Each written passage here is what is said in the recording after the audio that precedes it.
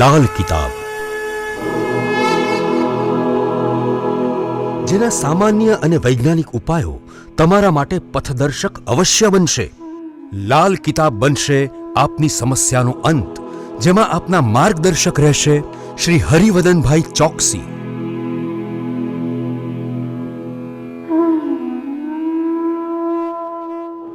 નમસ્કાર મિત્રો, હું હરિવર્ધન ચોકસી આપ સૌનું સ્વાગત કરું. મિત્રો, આજના વિડીયોમાં આપનું ખૂબ ખૂબ સ્વાગત.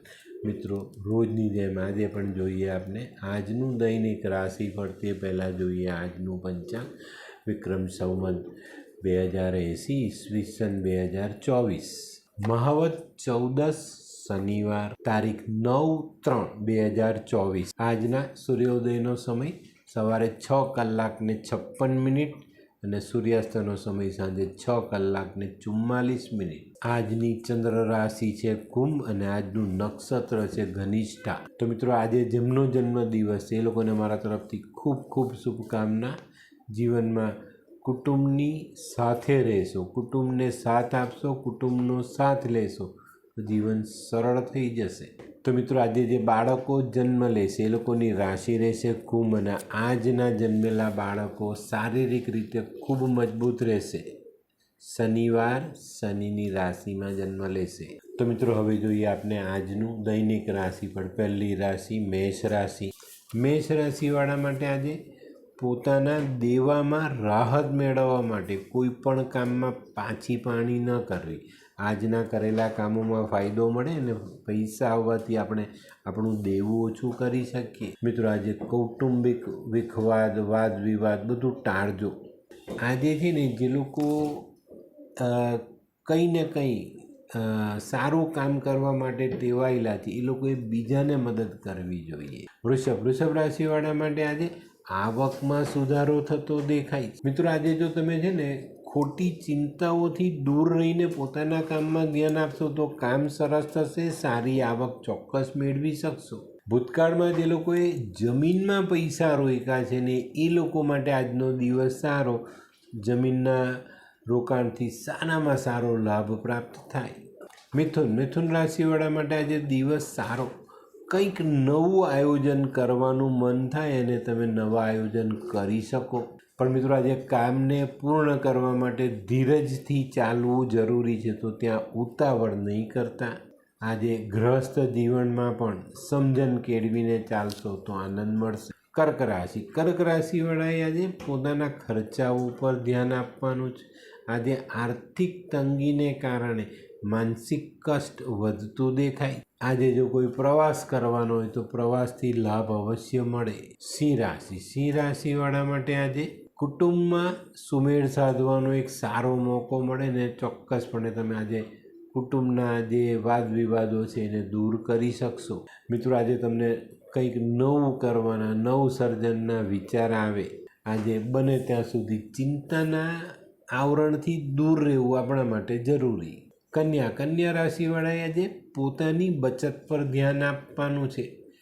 કાંકરે પાળ બંધાય, ટીપે ટીપે સરોવર ભરાય. આવી કહેવતોને જો આપણે ધ્યાનમાં રાખીએ તો આપણે આપણી નાની બચતોને વધારીએ એટલો ફાયદો ચોક્કસ થાય. હોય લગ્ન મિલાપમાં વિઘ્ન કે પછી હોય બાળકને લગતી સમસ્યા, હોય શરીરમાં કોઈ ગંભીર બીમારી કે પછી હોય દાંપત્ય જીવનની સમસ્યા અથવા તો છે નોકરીની સમસ્યા, આ તમામ સમસ્યાના ઉકેલ માટે જોતા રહો લાલ કિતાબ.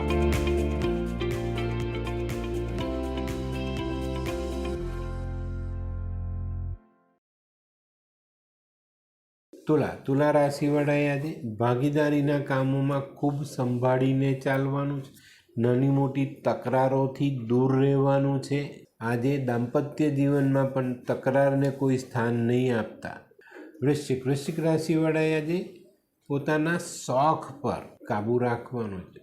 આજે ખોટા શોખને કારણે આપણો ધનનો ખર્ચ વધી જાય અને પછીથી આપણે આર્થિક કટોકટીમાં સપડાતા દેખાઈએ. મિત્રો, આજે કાર્યક્ષેત્રમાં કંઈક નવીન તક સામે આવે અને એને ઝડપવામાં જો તમે સફળતા આવશો તો ચોક્કસપણે સારું પરિણામ મળી શકે. ધનરાશિવાળાએ પણ આજે પોતાના પૈસા બચાવવાના છે.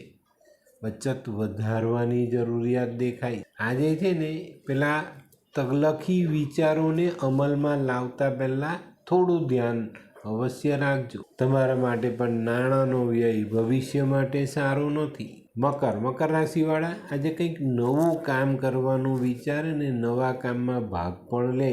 અને મિત્રો આજે ફાયદો એ છે કે તમારું મહત્વનું કામ સરળ રીતે આગળ વધે અને સફળતા મળે. આજે છે ને આર્થિક પ્રશ્નોમાં આતુરતાનો અંત લાવશો એટલો જ આપણે રાહતનો અનુભવ થાય. કુંભ રાશિવાળા માટે આજે કોઈ ન ધારેલા પ્રવાસની શક્યતાઓ દેખાય છે અને આ પ્રવાસ જો તમે કરી લો છો ને તો આર્થિક ફાયદો પણ અણધાર્યો આકસ્મિક મોટો મળી શકે. મિત્રો આજે ઉતાવળમાં કોઈ કામ નથી કરવાનું ને વાણી પર સંપૂર્ણ કંટ્રોલ રાખવો જરૂરી. મીન રાશિવાળા માટે આજે માનસિક થાક વધતો દેખાય છે.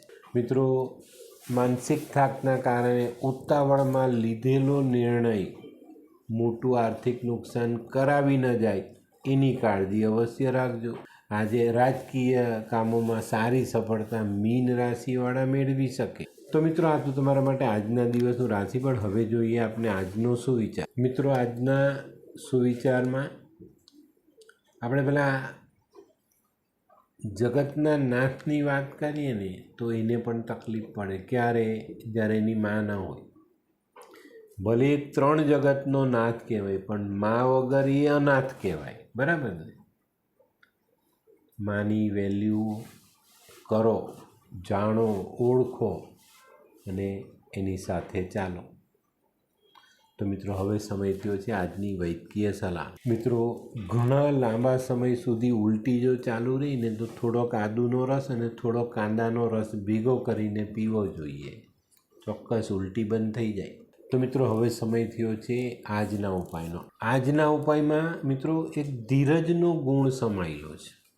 આજે આપણને જે મળે ને યોગ્ય સમયે જે વસ્તુ મળે ને તેને આપણે આપણા જીવનમાં સ્વીકારવી અને એને આપણા જીવનમાં ઉમેરવી જોઈએ. એનું કારણ ખબર છે?